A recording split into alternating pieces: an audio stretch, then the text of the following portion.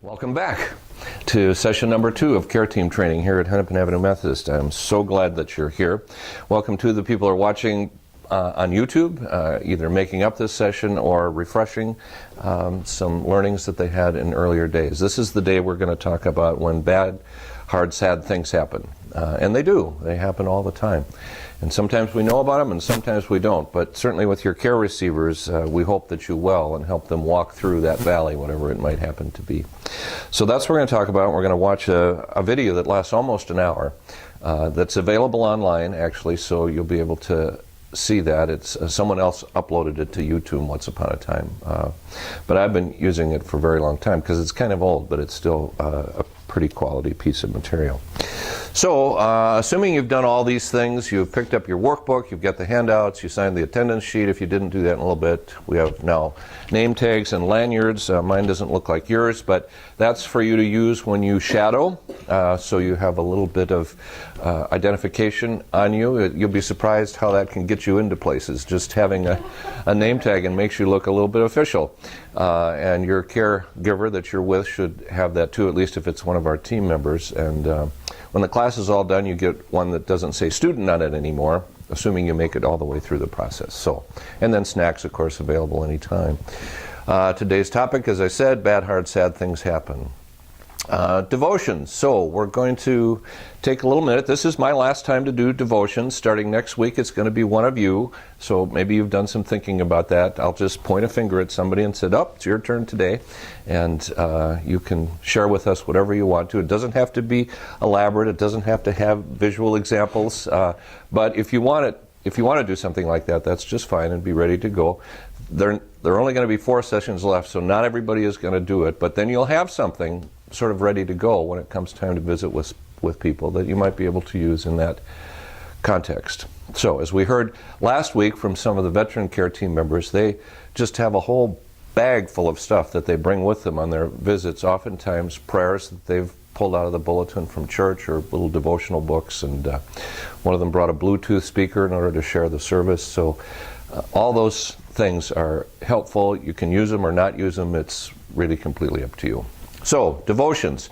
You'll notice that there are a lot of images about oil here, and this is why. Did you say something? He said oil can. Oil can what? Oil can? Oh, here it is. Where do you want to be oiled first? He said his mouth. The other side.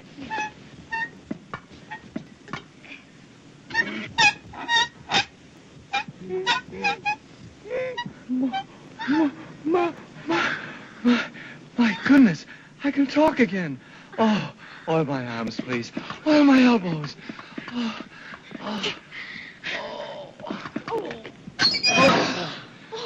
Did that hurt? No, it feels wonderful.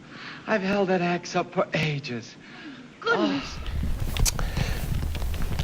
I taught another version of this class that's used for pastors and firefighters and police officers mostly in Wisconsin once, and the host church, the pastor had just a wall covered with oil cans. He collected them.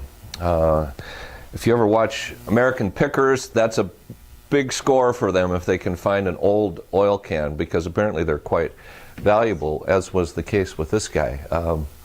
And I asked him about it, and he referenced this process in the book of James. Is any one of you sick? He should call the elders of the church and pray over him and anoint him with oil in the name of the Lord. So anointing. Have any of you been on the receiving end of anointing, or the giving end, where there was a little oil put on your forehead? No one here? Happens sometimes. In the Lutheran Church, I'm Lutheran of course, we typically do that at baptism, when we make a sign of the cross on the child's forehead. Not just water, but oil too? Oil too, yeah, because of this verse. Not that the child is sick, but anointing was fairly common. Remember, I think even the lesson maybe for this coming Sunday or last Sunday was about the woman who put very expensive perfume on Jesus' feet, and some of the disciples kind of were grumbling about that as not being the best use of money. And there's just shows you there's always debates about the best use of money when it comes to church people. But anyway, to say it's a very old tradition, and it's thought to have healing properties. So if you combine that with what we heard last week from the book of Job, remember what we said? When that is, Job's friends, saw him from a distance, they didn't recognize him, they raised their voices, wept aloud, tore their robes, threw dust in the air upon their heads. They sat with him on the ground for 7 days and 7 nights. No one spoke. They saw that his suffering was great. And then that great verse in Job 3, just like the Tin Man, and then Job opened his mouth. And then the Tin Man opened his mouth.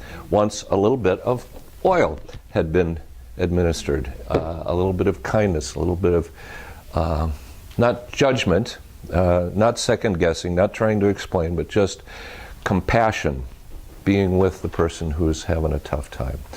So the takeaway, to my way of thinking anyway, is that we should all be like anointing oil. We should all be like the Tin Man's oil. We should all be like Job's friends who threw dust in the air for our care receivers. So may God bless and keep us as we move more and more in that direction, which we will do in part today as we think about our theologies of illness. So homework review, let's talk about that for a moment. You all had an assignment. It was a couple of assignments actually. It was to listen to 4 different conversations, talk show host, friend or relative, yourself, and somebody else, and see how they did in regard to eye contact, open versus closed-ended questions. We're going to talk more about that next week, but I think you get the drift of it. Closed-ended are questions that typically are answered by yes or no, and open-ended questions call for more of an answer. Did they listen more than they talk, or they talk more than they listen? So, who's got one that they'd share with us regarding a talk show host? So I noticed that there was quite a bit of eye contact with him and the person he was speaking with, and that most of the questions were open-ended, but some of them weren't, which he quickly followed with something that was more open-ended, but he realized that. And I'd say for the most part he listened more than he talked, but in observing other hosts, that is not always true. Okay. How about we move on to the next one, a friend or a relative? Did anybody chat with somebody close to you? What happened? I did, but it was on a walk, so we weren't facing each other most of the time. And but still, I felt like there was more eye contact than not. I mean, we would turn to each other and talk. I kind of rated us in the middle for everything: open-ended questions, closed-ended questions, some of both. And one talked and one listened, and the other talked and the other listened. Talked with a friend of mine who is just a renowned talker. And her eye contact was really pretty good, you know, and then I think people get uncomfortable often when you look at each other too long. So, you know, she would just glance away fairly often, but otherwise you have pretty good eye contact that was maintained. But there weren't really that many questions. I mean, she would just keep talking and talking, and then when I would interject something or try to relate something, she would kind of jump in and, you know, go off on a tangent of something that related to her. So there weren't a lot of questions, and she definitely talked more than she listened. But I was expecting that. And you talk less and listen more. Right. Good. We are from the Midwest after all, so eye contact can be a little uncomfortable. We like to look at our feet oftentimes when we talk. That's okay. We're used to that. We'll consider that some more next week. Okay, how about the third one, yourself? So now you were sort of up to speed on what we were looking for. Marilyn, you talked about a conversation you had where, how did you do regarding these categories of talking, looking? Well, I try to be balanced in those things because I don't think people like to be stared at, and So I was, aware of open-ended questions. This conversation was one where I was trying to get information from this person, so maybe I asked more questions, although that's not how I rated it here, but, and they were pretty much open-ended questions, but I still thought it was pretty balanced. Good. Somebody else want to rate yourself? Did you do it? Talk, Tolly? Yes, tell us about it. I was kind of like her. I went on a walk with my neighbor. We walk 5 days a week, and I had just finished doing some of the reading, so I was kind of aware of this. It was probably I don't think we had constant eye contact because you have to see where you're walking, and so it was kind of in between. She's an introvert, my neighbor, and I ask her a lot of questions, but I was trying to be more aware of open-ended questions, but I find myself asking, well, what did you do? And if she doesn't answer that, or what are you going to do today? She'll give me a short answer, then I'll kind of expound on it. So you think you're going to go here, and are you going with your sister? Different things like that, just to pull information out of her because she's very quiet. Yeah. I've really learned constant eye contact through this whole thing, doing this. My daughter and I had lunch or evening meal together in a restaurant, and when we're in a group of people with all my daughters and grandkids, constant eye contact doesn't usually happen. When I was sitting with her, I thought, oh man, she has beautiful soul. Look at those eyes. And we had contact, we had good communication. It was just eye-opening. A one-on-one for me is like, wow, with one of my children. So these skills we're talking about when you're in a relationship with somebody where you're the caregiver and somebody else is the care receiver. When you're taking a walk with a friend, the dynamic is a little bit different. But when you're going to visit somebody who's having a tough time, it's really their story that matters, and we'll talk about that over and over and over again, about pulling the story out of people, particularly with those who are a little bit resistant. Because often people feel better once they get a chance to tell their story. So that's why we do it. Next homework item, shadowing. Were you able to make some contacts with caregivers, clergy? I don't know that you would have made your visit yet, but yeah. So you have time. There's a new shadowing list, by the way. There have been some new names added to it. So the one from last week you should discard and take the new one because a few more people, care team members, have stepped up and offered to do that, and they're all expecting to hear from you. And then of course the last piece is the application. I think that's on the front cover. You don't have to do that now. As I mentioned earlier, it's something we'd like to have back from you by the end of the class. No hurry on that, but just to be aware of what we're asking for. So that's homework.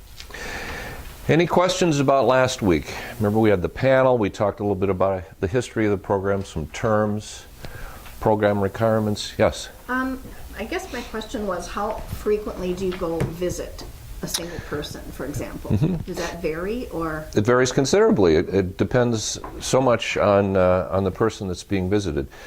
Dwight, who you met last week, tends to see his care receiver about once every other month. And most of his contacts are by phone. There are others who, given what might be going on, we might have more than one caregiver seeing somebody in a week. So they're receiving multiple visits. Completely depends on the person and their level of need. One of the people I'm thinking about needs to take walks. He just lives across the street from church, and so 2 or 3 of our caregivers go to see him. They take turns walking him around the block. So he receives 3 or 4 visits a week. So it just depends is the only answer to that.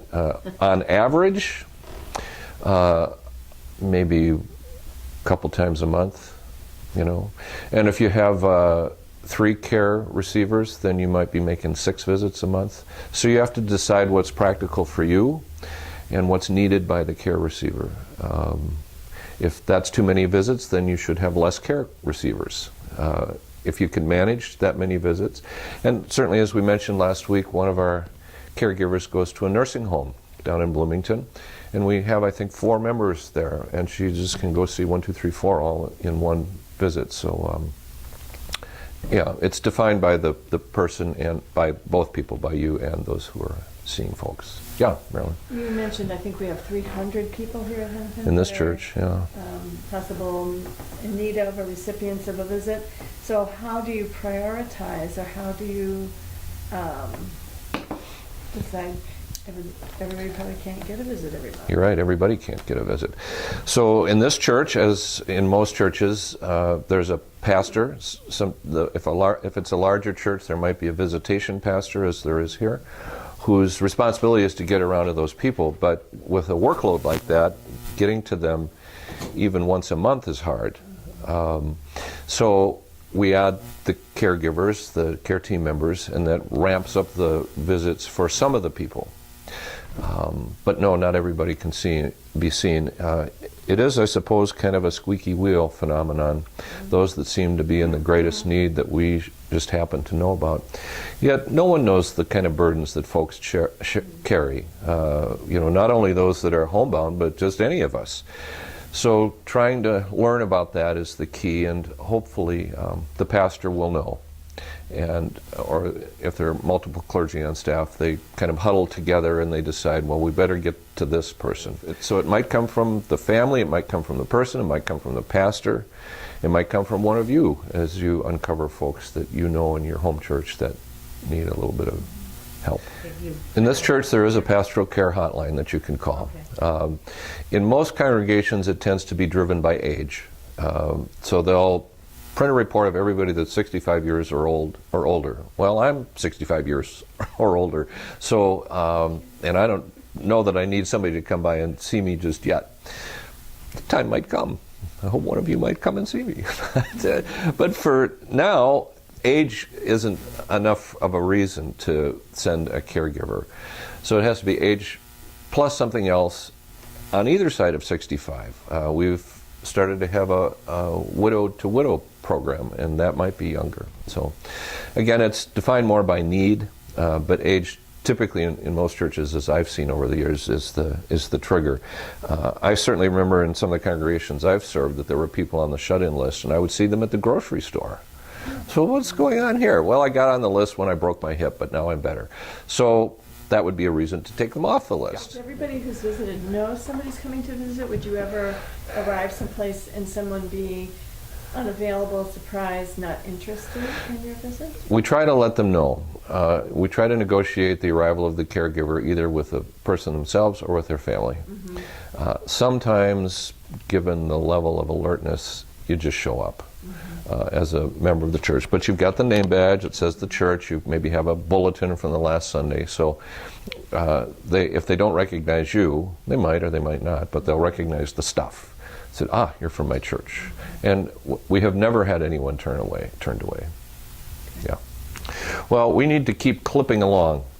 When bad things happen to good people, I first met this guy in Florida. He came to speak at a conference put on by the hospital where I worked, Harold Kushner, and has a wonderful spin on what we call here the theology of illness, when bad things happen to good people. Bad things happen to him. As he'll explain in this little video, he and his wife had a child who suffered from a debilitating illness that always results in an early death. So he's got a book. This video that you're going to see, as I said, is available on YouTube if you want to see it again or share it with a friend. But for now, we're just going to look at it, so settle back. If you need to get up and get a cup of coffee, as I mentioned, it takes almost an hour. And when we're done with that, we'll take a little break, and then we'll come back for some discussion. In your notebook, there's some questions under the Session 2 tab.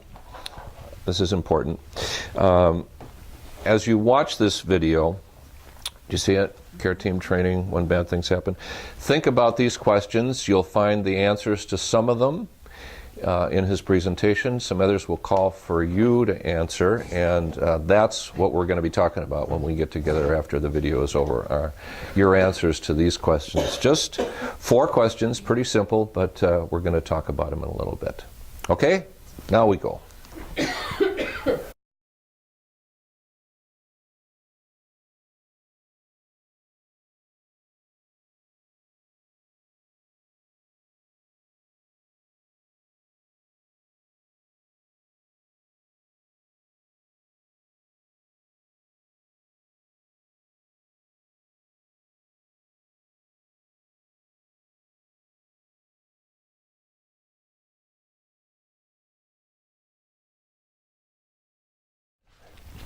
Now, for some discussion, we're going to break into two small groups, so we probably can just go like this, 3 here and 3 here.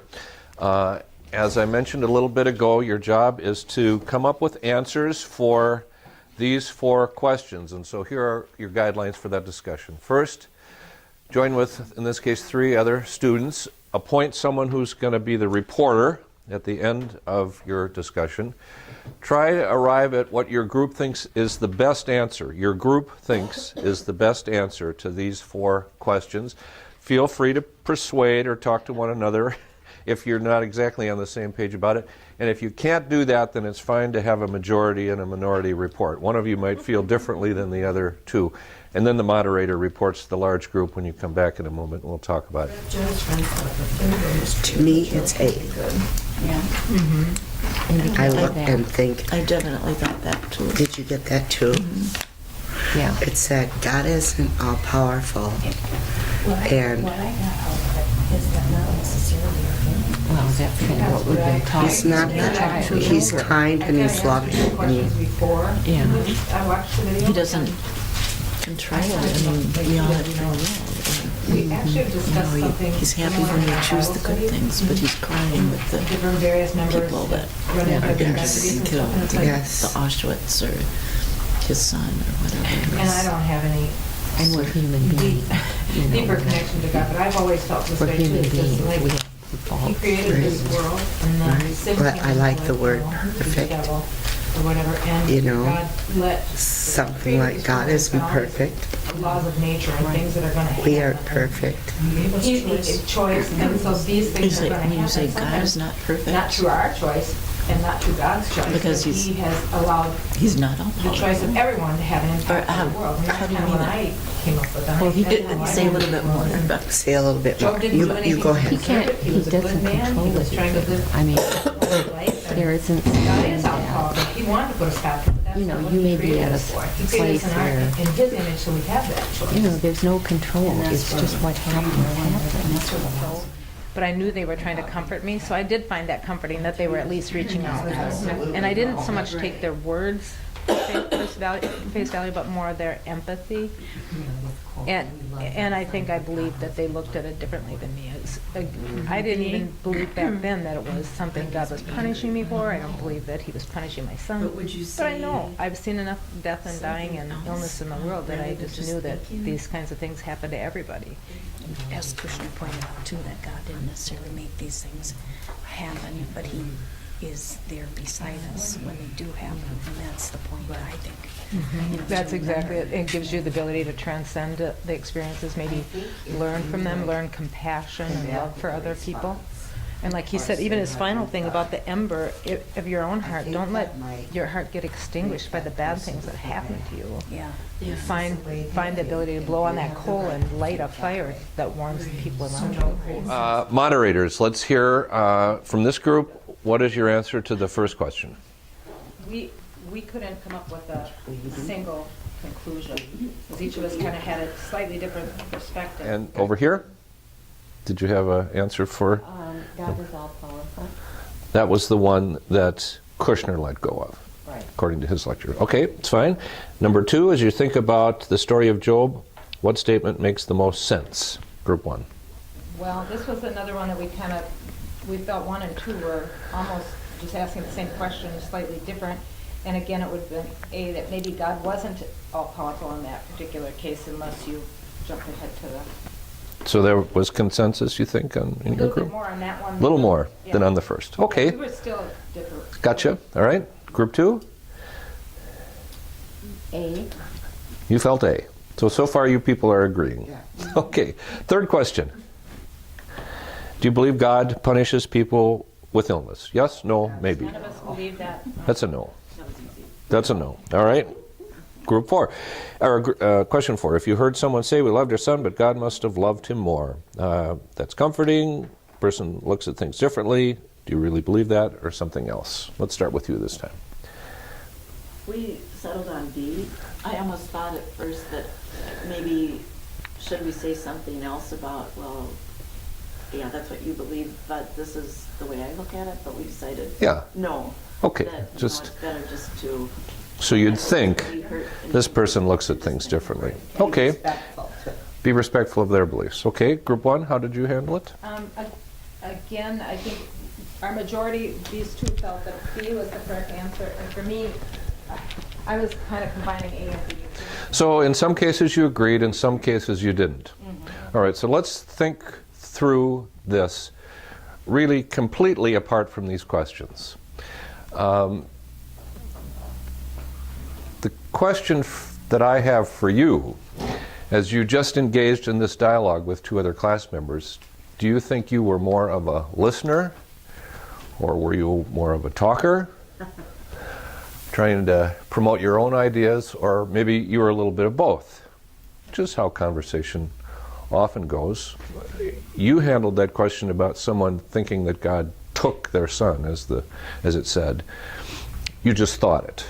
You didn't press them or challenge them. You just kind of self-reported, said, I look at it a little bit different than they do. Regarding the questions, were you in the majority? That is, there were two of you that looked at things one way and one of you looked at the other, or the minority? Sounds like sometimes Yeah, sometimes both. either way, and Yeah. I think that Marilyn was really a good listener. I probably talked a little bit more. You were a really good listener. You went back and forth. Okay. Well, as regards these four questions, there's only the first one had a right or wrong answer. And this, of course, was Kushner's answer. That's what I was asking you for, and he did, in fact, say A.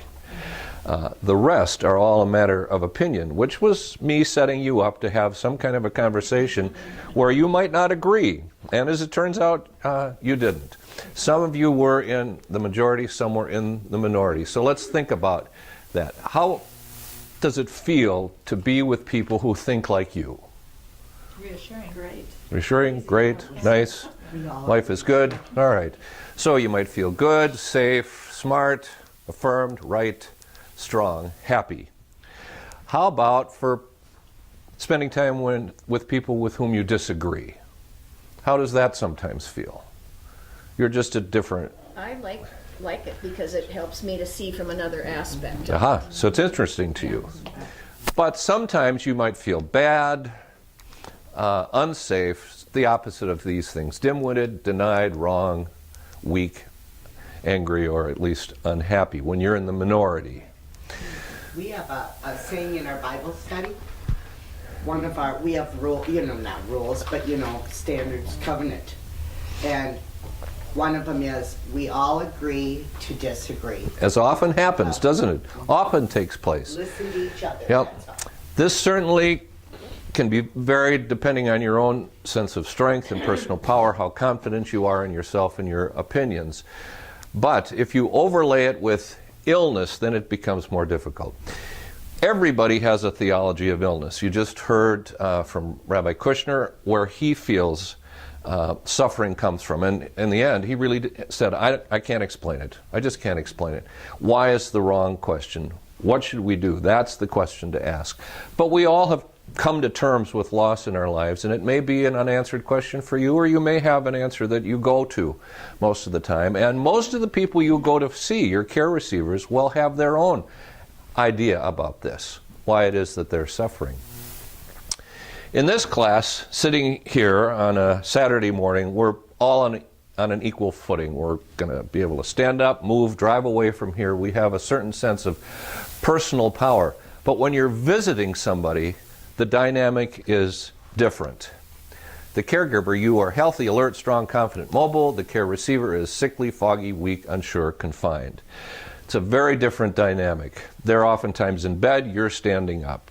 You're going to be able to leave, they're stuck there.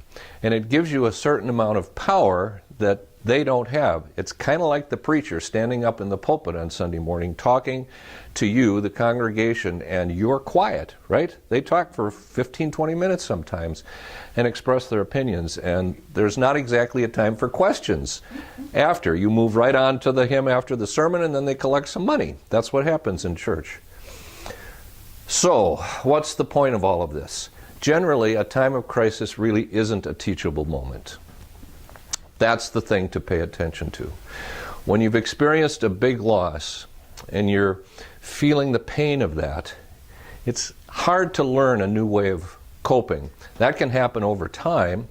It can happen with support, either professional or from friends.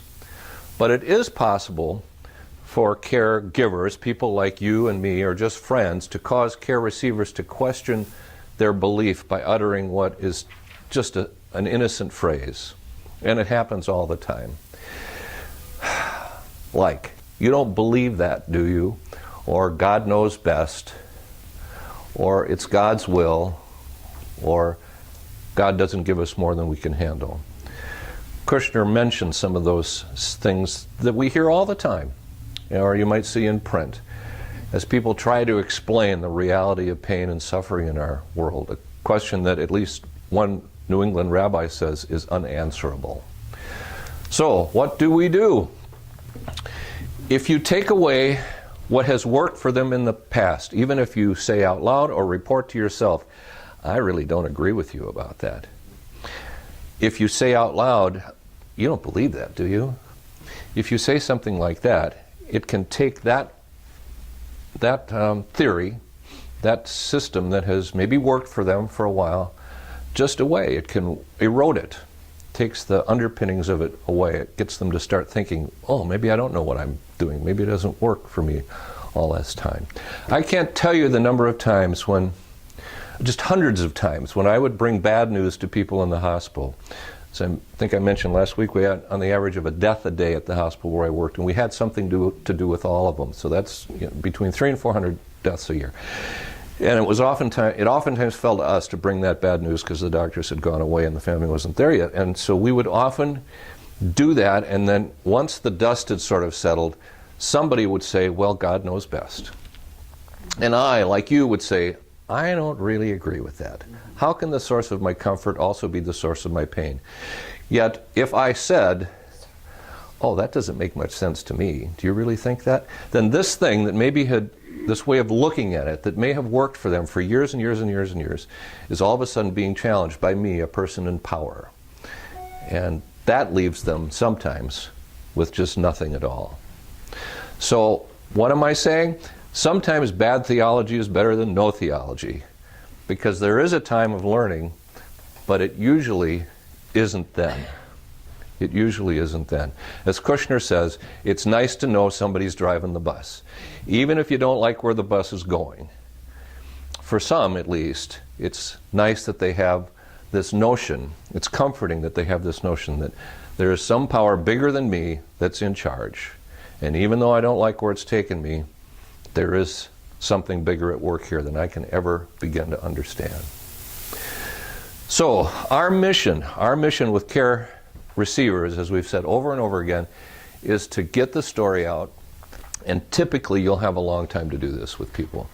You're going to be seeing folks over and over and over again. And if in their early meetings, your early meetings with them, you realize that you may not be on the same page theologically, but as you begin to converse and flesh out what it is that they think, they might change, you might change. Or maybe you'll both stay the same, but you know, it doesn't really matter. What matters is just getting through it with someone who gives a darn. So are you saying not to affirm or deny someone their beliefs? Well, I would say if I agree with them, I would not have a problem with saying that makes sense to me too. If I disagree with them, I would probably keep that to myself. Okay, so as Kushner said, lovely line, oftentimes it's just best to say, I'm sorry, then keep your mouth shut.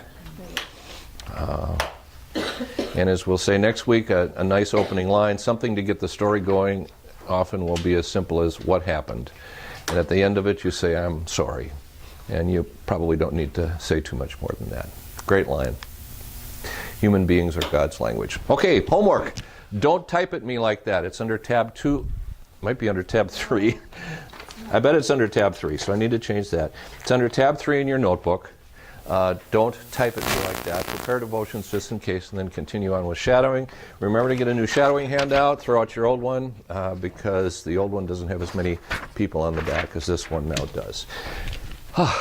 Everybody has a story, and it's just a matter of figuring it out and being, as I say, a good listener and trying to figure out what's making this person tick.